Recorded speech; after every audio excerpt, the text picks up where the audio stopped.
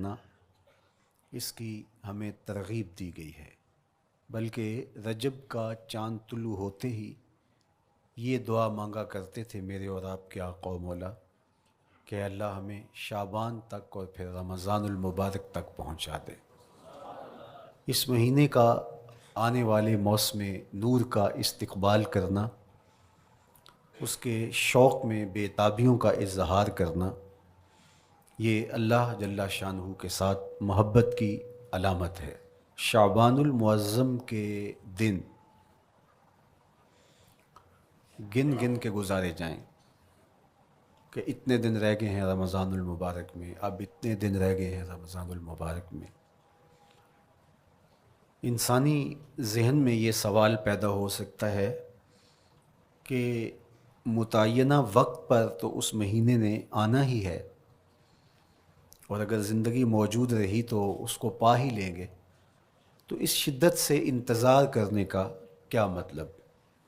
تو اس کا جواب یہ ہے، بیرون ملک سے کسی کے بزرگ نے، والد نے یا کسی کے بیٹے نے آنا ہو تو وہ 2 ماہ قبل ہی آنکھیں فرش راہ کیے ہوتے ہیں اور گن گن کے دن گزار رہے ہوتے ہیں، اور جو ہی لمحے قریب آتے ہیں تو پھر گھڑیاں اور ساعتیں بھی گنی جاتی ہیں۔ بار بار گھڑی دیکھتے ہیں، ابھی تک پہنچے نہیں، جبکہ یہ طے ہے کہ 5:02 پہ فلائٹ اترے گی۔ تو بار بار گھڑی دیکھنے کا مطلب لاہور سے 2 گھنٹے یہاں گجرانوالہ میں پہنچتے ہوئے لگیں گے، لیکن ہر 10 منٹ کے بعد کہ ذرا پتہ کرو کہاں تک پہنچے ہیں۔ کیا مطلب اس کا؟ مطلب اس کا یہ ہے کہ جب سینے میں کسی کا انتظار رکھا ہوا ہو تو پھر بے تابیاں، بے چینیاں، اضطراب موجود ہوتا ہے۔ ہم دنیا کے لوگوں کے ساتھ جو ربط و رشتہ رکھتے ہیں اس کے مطابق ان کا انتظار ہوتا ہے۔ کچھ آنے والے ایسے بھی ہوتے ہیں جنہوں نے ہمیں بتایا ہوتا ہے کہ فلاں دن ہم پہنچیں گے، اور وہ دروازے پہ دستک دے رہے ہوتے ہیں اور ہم سو کے اٹھ رہے ہوتے ہیں، اور اچانک جب پتہ چلتا ہے کہ فلاں باہر دروازے پہ دستک دے رہے ہیں تو ہم استقبال تو کر رہے ہوتے ہیں، لیکن ہمارے ذہن میں یہ بھی ہوتا ہے وہ میں بھول گیا، تو اب تو یہ کام بھی میرے ذمے ہے، تو مجھے یاد آ گیا ہوتا۔ تو جن لوگوں کے لیے دل میں محبتوں کی جگہ ہو تو ان کے لیے پھر سارے کام مؤخر کر کے ان کے استقبال کیے جاتے ہیں۔ یہ مہینہ اللہ کی رحمتوں کا موسم بہار ہے، چھم چھم رحمتیں برستی ہیں، انوار اترتے ہیں، گناہ گاروں کو آتش دوزخ سے نجات بخش دی جاتی ہے۔ تو اس کا استقبال کرنا، اس کے لیے انتظار کرنا، گن گن کے دن گزارنا، لمحے اور ساعتیں بسر کرتے ہوئے بار بار ماہ سیام کا ذکر کرنا، یہ اس مہینے کے ساتھ محبت کی دلیل ہے، اور اس مہینے کے ساتھ محبت اللہ سے محبت کی دلیل ہے۔ اس لیے اس مہینے کا استقبال کرنا، اس کے لیے تیاری کرنا، اپنے گھر کو صاف کرنا، اس کے لیے اپنی اولاد کے دل میں شوق پیدا کرنا اور ماحول پہلے پیدا کرنے کی کوشش کرنا، تاکہ جو ہی یہ ماہ جلوہ گر ہو تو روزہ رکھنے کا مزاج پیدا ہو چکا ہو، تلاوت کلام مجید کا مزاج پیدا ہو چکا ہو، دیگر نوافل اور اچھے اعمال بجا لانے کی عادت پڑ چکی ہو۔ تو شعبان میں ہی اس کی تیاری ہوتی ہے تاکہ رمضان المبارک آتے ہی ہم پوری طرح سے مستعد اور فعال ہو کر کے اس مہینے کی برکتوں کو سمیٹ لیں۔ اللہ کے محبوب علیہ السلام نے ارشاد فرمایا کہ جب ماہ سیام آتا ہے فتحت ابواب الجنہ، تو جنت کے 8 دروازے کھول دیے جاتے ہیں۔ جنت تو اللہ جل شانہ کی کرم نوازیوں کا ایک ایسا خوبصورت منظر ہے کہ آج تک نہ کسی آنکھ نے اس کو دیکھا، نہ کسی کان نے سنا، اور نہ اس کا کوئی تصور کر سکتا ہے، ایسی خوبصورت بنائی ہے۔ وہاں کی ہوائیں جب چلتی ہیں تو گرد نہیں اڑتا، کستوری اڑتی ہے۔ وہاں دودھ کی، شہد کی، مائے معین، کوثر، سلسبیل کی نہریں بہتی ہیں، موتی زمرد کے محلات بنے ہوئے ہیں۔ وہ خوبصورت محل اور وہ خوبصورت جنت کا ماحول لیکن اس کے باوجود اس خوبصورت جنت کو، مرصع جنت کو، نظیف ترین بقعۂ رحمت کو 11 ماہ تک رنگ و روغن کیا جاتا ہے رمضان المبارک کے استقبال کے لیے. اور جب یہ مہینہ آتا ہے تو اس کے دروازے کھول دیے جاتے ہیں، اور جنت کے 8 دروازوں میں سے ایک دروازے کا نام باب الریان رکھا گیا ہے، جو صرف روزہ داروں کے اعزاز و تکریم کے لیے ہے. روزہ دار اس دروازے سے گزر کے جنت جانے. تو آپ اندازہ کیجئے کہ اللہ نے اس ماہ مبارک کو کیا عزت دی ہے، کیا پروٹوکول دیا ہے، کیا تکریم بخشی ہے کہ نبیوں کا امام، امام المرسلین، خاتم الانبیاء، محبوب خدا اس مہینے کے لیے منتظر رہتے کہ یہ مہینہ آنے والا ہے، یہ مہینہ آنے والا ہے. حضرت سیدنا سلمان فارسی رضی اللہ تعالی عنہ فرماتے ہیں کہ شعبان کی آخری تاریخ کو حضور نے ایک خطبہ ارشاد کیا. بعض علماء نے کہا کہ یہ شعبان کا آخری جمعہ تھا، یا ہو سکتا ہے کہ آخری جمعہ 29 شعبان کو ہی ہو. تو رمضان المبارک سے قبل حضور نے یہ خطبہ ارشاد کیا، جو مختلف کتب احادیث میں موجود ہے. یا ایھا الناس، اے لوگو، قد اظلکم شہر عظیم، اللہ نے تمہارے اوپر ایک بہت پاکیزہ، پر نور، عالی مرتبت مہینہ سایہ فگن کر دیا ہے. شہر فیہ لیلۃ خیر من الف شہر، اس مہینے میں ایک ایسی رات ہے جو 1000 مہینے سے بہتر ہے. جعل اللہ صیامہ فریدہ و قیام لیلۃ تطوع، اس مہینے کے دن کے روزے فرض قرار دیے گئے اور راتوں کا قیام نفل بنایا گیا. تراویح کی صورت کے اندر راتوں کے قیام کا ماحول پیدا ہوتا ہے، صلاۃ اللیل پڑھی جاتی ہے، نوافل پڑھے جاتے ہیں کثرت کے ساتھ. یہ اس مہینے کی شانیں ہیں، یہ اس مہینے کی رونقیں ہیں. اس مہینے میں اللہ تعالیٰ نے خاص کرم نوازیاں عطا کی ہیں اہل ایمان کو. ومن تقرب فیہ بخصلۃ من الخیر کان کمن ادی فریضۃ فیما سواہ، ایک نفل کا ثواب ایک فرض کے برابر اس مہینے میں کر دیا جاتا ہے. ومن ادی فریضۃ کان کمن ادی 70 فریضۃ فیما سواہ، اور اگر کوئی ایک فرض ادا کرتا ہے تو اس کو 70 فرائض کا ثواب ملتا ہے. اس قدر نیکیوں کا اجر بڑھا دیا جاتا ہے، ان کی قیمت بڑھا دی جاتی ہے اس مہینے میں. اور پھر ارشاد فرمایا وَهُوَ شَهْرُ الصَّبْرِ، یہ صبر کا مہینہ ہے. ہونے کے باوجود بھی انسان تناول نہیں کرتا. ٹھنڈا میٹھا مشروب میسر ہے اور زبان کانٹا بن گئی، حلق خشک ہو گیا، لیکن اس کے باوجود بھی ایک گھونٹ حلق سے نیچے اتارنے کا روادار نہیں ہوتا. وضو کرتے بھی احتیاط کرتا ہے کوئی قطرہ آب حلق سے نیچے نہ ٹپک جائے. تو یہ صبر سکھاتا ہے. جب ہو بھی تو انسان اس سے گریز کرے، تو جب ہوگا نہیں تو پھر انسان صبر کا عادی بن جاتا ہے. تو یہ صبر کی عادت ڈالتا ہے. یہ شہر الصبر ہے. پھر فرمایا والصبر ثوابہ الجنہ، اور سنو صبر کا ثواب جنت ہے. جو شخص صابر ہوتا ہے اس کا صلہ جنت کی صورت میں عطا کیا جائے گا. وشہر المواسات، اور یہ ہمدردی کا مہینہ ہے، باہمی پیار کا مہینہ ہے، الفتیں بانٹنے کا مہینہ ہے، نرم دلی کا مہینہ ہے، ایک دوسرے کے احساس کا مہینہ ہے. جب کوئی شخص بھوک اور پیاس کاٹتا ہے تو اس کو پھر محسوس ہوتا ہے، بالخصوص عمرا، کہ بھوک کیا بلا ہوتی ہے. اور جو نان شبینہ کو ترستے ہیں اور جنہیں کھانا میسر نہیں آتا، ان کی زندگیاں کتنی تلخ ہوتی ہیں. تو بھوک اور پیاس احساس پیدا کرتی ہے ان لوگوں کا کہ جو اللہ کی دی ہوئی نعمتوں سے محروم ہیں. تو اس لیے یہ ایک قسم کا رحم دلی کا مہینہ ہے، پیار بانٹنے کا مہینہ ہے، یہ الفتیں تقسیم کرنے کا مہینہ ہے. وَشَهْرٌ يُزَادُ فِيهِ رِزْقُ الْمُؤْمِنِ، اور یہ ایسا مبارک مہینہ ہے جس میں مومن کا رزق بڑھا دیا جاتا ہے. روزہ کھانا بچانے کے لیے، یہ اخراجات کم کرنے کے لیے نہیں ہے، بلکہ اس میں آپ کا رزق اور بڑھ جاتا ہے. ایسی ایسی نعمتیں کھانے کو ان لوگوں کو بھی نصیب ہو جاتی ہیں عام دنوں میں جو ان کا مقسوم نہیں ہوتی. دسترخوان لگتے ہیں، افطاریاں ہوتی ہیں، سحری کے لمحات ہوتے ہیں، کوئی کسی کو ویسے کھانا کھلائے تو اس دسترخوان پہ کھانے کے لیے آنا اس کا اور رنگ ہوتا ہے۔ لیکن افطار کا دسترخوان جب بچھتا ہے اور لوگ جب اس کے اوپر آتے ہیں، امیر بھی آتے ہیں، غریب بھی آتے ہیں، تو اللہ کی دی ہوئی نعمتیں جو دسترخوان پہ پڑی ہوتی ہیں ان کو اٹھاتے ہیں، کام و دہن کی تسکین کا سامان کرتے ہیں، عزت نفس بھی مجروح نہیں ہوتی اور طرح طرح کی نعمتیں کھانا بھی دستیاب ہو جاتی ہیں۔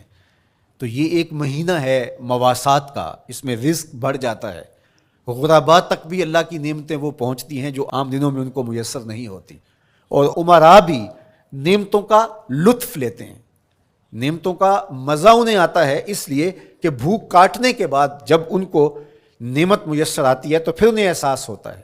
جو شخص ہر وقت سیراب رہتا ہے تو اس کو کیا پتا کہ شدید بھوک کے بعد کھانے کا لطف کیا ہوتا ہے، سخت پیاس کے بعد میٹھا اور ٹھنڈا مشروب جب رگوں کو تر کرتے ہوئے معدے تک پہنچتا ہے تو اس کی تراوت، اس کی ٹھنڈک، اس کی لذت، اس کا کیف و سرور، اس کی عذوبت کس طرح راحت بخشتی ہے۔ اسی لیے میرے اور آپ کے آقا و مولا نے ایک دوسرے مقام پہ ارشاد فرمایا، للصائم فرحتان، فرحۃ عند فطرہ و فرحۃ عند لقاء ربہ۔ روزے دار کے لیے دو خوشیاں ہیں، ایک خوشی اسے تب ملتی ہے جب وہ روزہ افطار کرتا ہے، وہ لمحے مسرتوں کے ہوتے ہیں، ایک روحانی احساس ہوتا ہے، اتنا لمبا دن، اتنا سخت دن، گرمی کی شدت، مالک تیرا شکر ہے لمحہ اختتام پہنچا اور یہ اتنا لمبا دن تیرے حکم کی تعمیل کرتے ہوئے بسر ہو گیا۔ ایک تو روزہ کھولتے ہوئے وہ ایک سرشاری ہوتی ہے، وہ ایک لذت ہوتی ہے، روحانی تسکین ہوتی ہے۔ آج کل وہ افطار کے دسترخوان لگتے ہیں تو جس طرح ہمارے سارے معاملات جو ہیں وہ ملوث ہو گئے ہیں ریا سے، تصنع سے، اس طرح افطار بھی ایک فیشن کے طور پہ فروغ پا رہی ہے۔ تو اس میں امراء کو اور شخصیات کو بلایا جاتا ہے اور ایسے لوگ کثرت کے ساتھ ہوتے ہیں جن کا روزہ بھی نہیں ہوتا، تو پھر ظاہر ہے رسماً تو اتنی دیر تک وہ کچھ نہیں اٹھا سکتے جب تک اذان کی آواز نہیں آتی، افطار کے لمحے نہیں آتے۔ تو اس وقت جو روزہ دار ہوتا ہے جب وہ مشروب لے رہا ہوتا ہے، جب وہ کوئی لقمہ اتار رہا ہوتا ہے، تو اس کی جو فرحت ہوتی ہے، اور جس نے روزہ نہیں رکھا اور وہ بھی افطار کے دسترخوان پہ بیٹھا ہے، تو کیا اس کو کوئی روحانی حظ، کوئی سرور، افطار کے لمحوں کا کوئی لطف مل سکتا ہے؟ وہ بیچارہ کتنا بے چین ہوتا ہوگا کہ یہ شخص ہے، کمزور ہے، سارا دن مزدوری کر کے آیا ہے اور اس کا بھی تو سارا دن گزر گیا بھوک اور پیاس سے، اور میں صحت مند ہوں اور سارا دن ٹھنڈے ماحول میں رہا ہوں اور مجھے توفیق نہیں ملی، تو وہ گھونٹ کتنے مشکل اس کے لیے ہوتے ہوں گے۔ اور روزہ دار کے لیے کس قدر وہ آسودہ بخش لمحے ہوتے ہیں کہ جب اس کو یہ مسرت ہو رہی ہوتی ہے کہ مالک تیرا شکر، گرم موسم، زباں کانٹا، حلق خشک، اور تو نے تکمیل تک لمحے پہنچائے اور میرا دن خیریت سے گزر گیا، تو وہ اس کے لیے ایک خوشی کا لمحہ، روحانی مسرت کی کیفیت۔ اور دوسری کہ جب وہ ٹھنڈا اور میٹھا مشروب، سارے دن کی سوکھی ہوئی زبان اور خشک حلق، اور انسان کی جو ہے وہ رگیں بھی، انتڑیاں بھی خشک ہو چکی ہوتی ہیں، تو ٹھنڈا اور میٹھا مشروب جب انسان کے معدے کی طرف بڑھ رہا ہوتا ہے، زبان بولے نہ بولے، ایک ایک رواں اللہ کی حمد بول رہا ہوتا ہے، اور تشکر انسان کے رگو ریشہ سے ادا ہو رہا ہوتا ہے، اور اس کی کیفیت، اس کی سرشاریاں، اس کی لذتیں وہ دیکھنے کی ہوتی ہیں۔ تو کہا للصائم فرحتان، روزے دار کو تو ایک فرحت اس وقت ملتی ہے عند فطرہ ہی، جب وہ روزہ کھولتا ہے، روحانی فرحت بھی، جسمانی فرحت بھی، وفرحۃ عند لقاء ربہ، اور دوسری فرحت اور دوسری خوشی اسے تب ملے گی جب اس روزے کے صلے میں اللہ تعالیٰ اپنے رخ انور سے پردہ اٹھا دے گا اور روزہ دار کو اپنے دیدار کی دولت عطا کرے گا، تو وہ پھر منظر دیکھنے والا ہوگا، روزہ دار کی آنکھیں ٹھنڈی ہو جائیں گی۔ اصل افطار تو وہ ہوگی نا، اللہ اکبر، اصل تو شربت دیدار ملے گا جو روح کی پیاس بجھا دے گا، جو من کی بھوک مٹا دے گا۔ تو کہا للصائم فرحتان، فرحۃ عند فطرہ و فرحۃ عند لقاء ربہ، روزہ دار کے لیے دو خوشیاں ہیں، ایک خوشی وہ ہے جب اس کے جسم کی پیاس بجھتی ہے، اور ایک خوشی تب ملے گی جب روح کی بھوک مٹے گی، جب من کی پیاس بجھے گی، اور پھر وہ سرشاریوں کے عالم میں دیکھتا ہی چلا جائے گا اور وہ سیراب بھی نہیں ہو پائے گا کہ میں ان دو آنکھوں سے دیکھ رہا ہوں، کاش کے لوں لوں دے مڈ لک لک چشمہ، ایک کھولا تے ایک کجا ہوں. وہ اس آرزو میں ہوگا کہ میرا رواں رواں آنکھ بن جائے اور میں اس دیدار سے فیضیاب ہوتا چلا جاؤں. تو وہ کیا لمحے ہوں گے، وہ کیا گھڑیاں ہوں گی، وہ کیا ساعتیں ہوں گی. کوئی لفظ نہیں ہے جن لفظوں میں ان حقیقتوں کو بیان کیا جا سکے، اس لیے کہ وہ منظر ہی وراء الورا ہوگا. تو روزہ دار کو فرحت ملتی ہے جب وہ روزہ کھولتا ہے. تو فرمایا وَشَهْرٌ يُزَادُ فِيهِ رِزْقُ الْمُؤْمِنِ، اس میں مومن کا رزق بڑھا دیا جاتا ہے. وَمَنْ فَطَّرَ فِيهِ صَائِمًا كَانَ مَغْفِرَةً لِذُنُوبِهِ، جس نے روزہ دار کا روزہ افطار کروایا. اللہ کے محبوب فرماتے ہیں کہ ایک تو خود روزہ رکھا، اور دوسری سعادت یہ ہے کہ ماہ صیام میں روزہ دار کا روزہ افطار کروایا. آپ شریعت بیضاء کو بنظر عمیق مطالعہ کر کے دیکھیں. ماہ صیام میں بہت زیادہ اس بات پہ زور دیا گیا ہے کہ روزہ افطار کرواؤ. اپنے گھر میں بیٹھ کر کے روزہ افطار کر لینا یہ بھی سعادت مندی ہے، روزہ نصیب ہو جائے. لیکن اس بات پہ بہت زور دیا گیا ہے ماہ صیام میں کہ ایک ماحول پیدا ہو، لوگوں کو افطار کروائیں تاکہ تمام لوگوں تک اللہ تعالیٰ کی نعمتیں پہنچیں اور لوگوں تک جو ہے وہ رمضان المبارک کی برکتیں پہنچیں.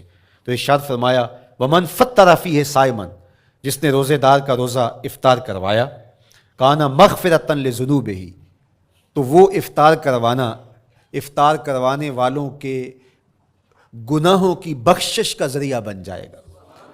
یہ افطاری گناہوں کی مغفرت کا سبب بن جائے گی. وَإِتْقَ رَقْبَتِهِ مِنَ النَّارِ، اور آتش دوزخ سے گردن کی آزادی کا مجدہ جاں فضا بن جائے گا یہ امر کہ اس نے کسی کا روزہ افطار کروایا.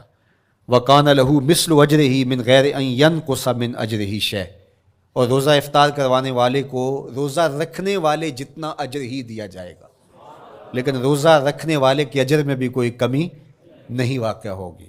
جتنا اس نے سارے دن کی بھوک اور پیاس کاٹ کر کے تکلیف اٹھا کر کے روزہ رکھا، جس نے شام کو اس کو افطار کر دیا اتنا ہی ثواب اس کو عطا کر دیا جائے گا، اس کا اجر کم کیے بغیر. اللہ اکبر! یہ امت کے لیے اللہ نے کیا پیکج دیا ہے، کیا کرم نوازیاں ہیں اس امت کے لیے. آقا کریم نے ارشاد فرمایا ایک شخص صبح سے لے کے ظہر تک مزدوری کرتا ہے، اس کو ایک قیراط دیا جاتا ہے. اور ایک شخص ظہر سے لے کر عصر تک مزدوری کرتا ہے، اس کو بھی ایک قیراط دیا جاتا ہے. اور ایک عصر سے لے کر مغرب تک مزدوری کرتا ہے، اس کو 2 قیراط دیے جاتے ہیں. فرمایا پہلی مثال یہود کی ہے، دوسری مثال نصارہ کی ہے، اور تیسری مثال میری امت کی ہے. یہودیوں نے اور عیسائیوں نے اس پہ اعتراض کیا کہ ہمارا اجر کیوں تھوڑا ہے؟ تو میرے اور آپ کے آقا و مولا نے فرمایا تمہارا تھوڑا نہیں، ہمارا زیادہ ہے. آج کل اگر 1000 روپیہ مزدوری چلتی ہو مزدور کی، تو کوئی شخص صبح سے شام تک ایک شخص سے مزدوری کروائے اور 1000 روپیہ دے دے، اور دوپہر کو اڈے سے جا کے ایک مزدور اور لے آئے، شام کو اس کو بھی 1000 روپیہ دے آئے، اور ایک شخص کو عصر کے وقت لائے اس کو 2000 روپیہ دے دے، تو 1000 والا کہے کہ میرے سے زیادتی ہوئی ہے، تو اس سے زیادتی تو نہیں ہوئی، اسے تو پوری مزدوری دی گئی ہے. اب اس پہ مہربانی ہوئی ہے، اس پہ رحمت ہوئی ہے. تو کہا یہود اور نصارہ کی یہ مثال ہے، ایک صبح سے ظہر تک مزدوری کرے اس کو 1 قیراط، ایک ظہر سے عصر تک مزدوری کرے اس کو بھی 1 قیراط، اور تیسرا بہت تھوڑا وقت عصر سے مغرب تک مزدوری کرے اس کو 2 قیراط. کہا یہ امت محمدیہ علی صاحب الصلوات کو دیا گیا نور ہے. تو ایک شخص نے سویر سے لے کر شام تک روزہ رکھا، بھوک کاٹی، پیاس کاٹی، سخت شدت کی گرمی سہی، اور ایک شخص نے شام کے وقت اس کو روزہ افطار کروا دیا. اور سنو حضور علیہ الصلوۃ والسلام کا فرمان، جب حضور نے فرمایا کہ اس کو پورا اجر ملے گا پہلے کے اجر کو کم کیے بغیر، تو صحابہ کا تو دل تڑپنے لگا کہ یہ کتنی بڑی بات ہے. اب آپ جانتے ہیں کہ یہ زمانہ ایسی معاشی خوشحالیوں کا نہیں تھا، لوگوں کے پاس تو نان شبینہ بھی میسر نہیں ہوتا تھا. تو صحابہ نے جو سوال کیا، قالوا یا رسول اللہ صلی اللہ علیہ وسلم، انہوں نے کہا اے اللہ کے پیارے رسول صلی اللہ علیہ وسلم، لیسا کلنا یجد ما یفطر الصائم، ہم میں سے تو ہر بندہ یہ طاقت نہیں رکھتا کہ روزہ دار کو روزہ افطار کروا دے. تو یہ اتنی بڑی سعادت، تو یہ تو پھر اہل زر ہی یہ سعادت حاصل کر پاتے ہیں.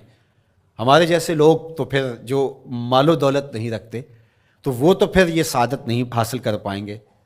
تو میرے اور آپ کے آقا مولا نے کیا فرمایا؟ قال، حضور نے ارشاد فرمایا، یؤتی اللہ ھذا الثواب، یہ ثواب اللہ اس شخص کو بھی عطا کرے گا، من فطر صائما علی مذقۃ لبن او تمرۃ او شربۃ من ماء، فرمایا کہ یہ اجر اللہ اس کو بھی عطا کرے گا جس نے کسی کا روزہ ایک گھونٹ دودھ سے کھلوا دیا، یا ایک کھجور سے کھلوا دیا، یا پانی کے ایک گھونٹ سے اس کا روزہ افطار کروا دیا۔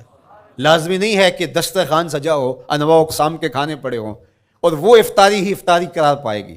جس نے کسی کو وہاں باہر ٹوٹیوں سے پانی کا گلاس بھر کے، کٹورا بھر کے سادہ پانی بھی پیش کر دیا تو اس کو بھی ثواب مل جائے گا۔ کتنا ثواب ملے گا؟ پورا روزہ رکھنے کا ثواب اس کو ملے گا۔ کتنی رحمتوں کی لوٹ سیل لگی ہے۔ کوئی ایسے بھی بانٹتا ہے، کوئی ایسے بھی کرم نوازیاں ہوتی ہیں، لیکن میرے رب کے خزانے کتنے کھلے ہیں۔ میں نے مدینہ المنورہ میں ایک شخص کو دیکھا کہ وہ روزے کے وقت وہاں سے ہی گلاس لیتا اور زمزم سے بھرتا اور روزہ داروں کے آگے رکھتا چلا جاتا، اور روزانہ اس کا یہ عمل ہوتا۔ نماز عصر کے بعد شروع ہوتا، جتنی اس کی پہنچ ہوتی ہر ایک کے آگے رکھتا چلا جاتا۔ پانی بھی وہاں سے لیا، گلاس بھی وہاں سے لیا۔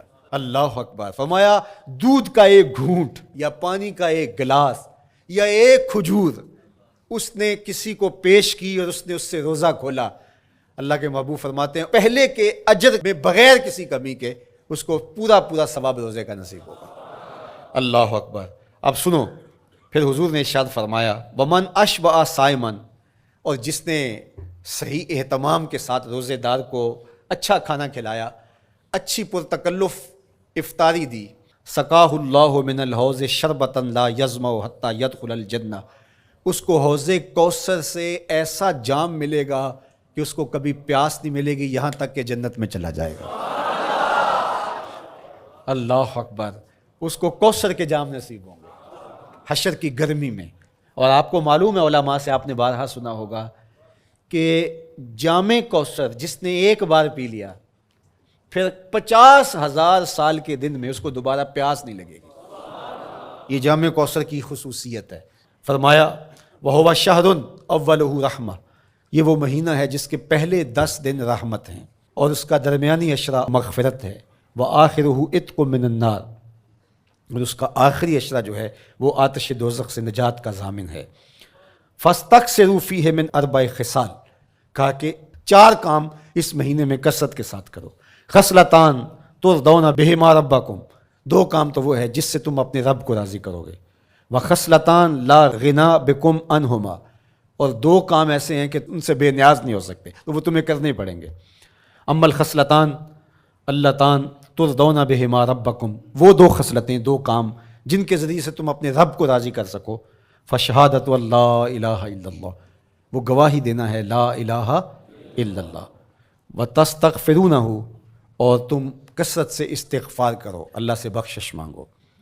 یہ 2 کام تم نے کرنے ہیں۔ وَأَمَّا الْخَصْلَتَانِ اللَّتَانِ لَا غِنَىٰ بِكُمْ عَنْهُمَا، اور وہ چیزیں جن کے بغیر تمہیں چارہ نہیں ہے۔ فَتَسْأَلُونَ الْجَنَّةَ وَتَعُوذُونَ مِنَ النَّارِ، اللہ سے جنت طلب کرو اور دوزخ سے پناہ مانگو۔ تو یہ 2 کام جو تمہاری ضرورت ہے تم اس مہینے میں کثرت کے ساتھ کرو۔ تو یہ مہینہ رحمتوں کی لوٹ سیل کا مہینہ ہے، یہ کرم نوازیوں کے امٹتے ہوئے دھارے ہیں، یہ سیل رحمت ہے جو کہ من کی سیرابی کا سبب اور ذریعہ ہے۔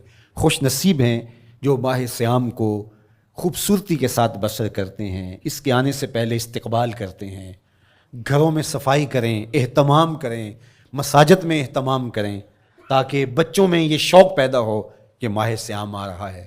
جب ہم بچے تھے تو ہمارے والدین رمضان المبارک سے قبل ہی رمضان المبارک کی تیاریاں شروع کر دیا کرتے تھے۔ اس وقت گھر میں شربت تیار ہوا کرتے تھے گڑ کے، اور وہ پہلے ہی مائیں گھر میں تیاری کرنا شروع کر دیا کرتی تھی۔ ایک شوق پیدا کرنا مقصود ہوتا ہے۔ تو کچھ چیزیں ایسی ہیں کہ آرڈر لکھیں اور 1 سیکنڈ میں گھر پہنچ جائے، لیکن کچھ چیزیں یہ جو ہے وہ تیار کرنی چاہیے، شوق پیدا ہو گھروں کے اندر۔ ماؤں کو چاہیے کہ افطاری کو اہتمام کے ساتھ تیار کریں تاکہ بچوں کو شوق پیدا ہو اور یہ ایک ماحول پیدا ہو، قرآن مجید کی تلاوت کا ماحول پیدا ہو، جاگنے سونے کے جو ہے وہ شیڈول مرتب کیے جائیں، مساجد کی آبادی کا سامان کیا جائے۔ پچھلے سال تو بڑا اداس رمضان گزرا اس لیے کہ کرونا کے حوالے سے جس طرح ملکی حالات تھے وہ آپ کے سامنے تھے. اس مرتبہ الحمدللہ اس طرح کے حالات نہیں ہوں گے. کچھ ایس او پیز کو آپ کو فالو کرنا ہوگا، لیکن مسجدوں کی انشاءاللہ رونقیں بحال رہیں گی، اور صلاۃ التراویح اور سحر و افطار کے لمحے، نوافل، تسبیحات، اذکار، نمازوں میں 5 گانہ حاضریاں، یہ کیسا خوبصورت ماحول ہوتا ہے. رحمتیں برس رہی ہوتی ہیں، انوار اتر رہے ہوتے ہیں، اور وہ کیا خوبصورت لمحے ہوتے ہیں اور کیا گھڑیاں ہوتی ہیں. انشاءاللہ امسال مرکز مصطفیٰ کے اندر صلاۃ التراویح کے لیے خاص طور پہ ہم اہتمام کر رہے ہیں. میری آرزو تھی کہ جب مرکز کی تکمیل ہو تو پھر رمضان المبارک کا اہتمام کے ساتھ جو ہے وہ ہم انتظام و انصرام کیا کریں گے، چونکہ اس سے قبل بہت سارے تعمیراتی کاموں کی وجہ سے ہم الجھے رہتے تھے، لیکن اللہ کے فضل سے اب مرحلہ اول کی تکمیل ہو گئی اور مرحلہ ثانی کی طرف ہم بڑھنے والے ہیں. تو اس رمضان المبارک کے اندر ہمارے لیے بیٹھنے کی جگہ، خواتین کے لیے انتظام،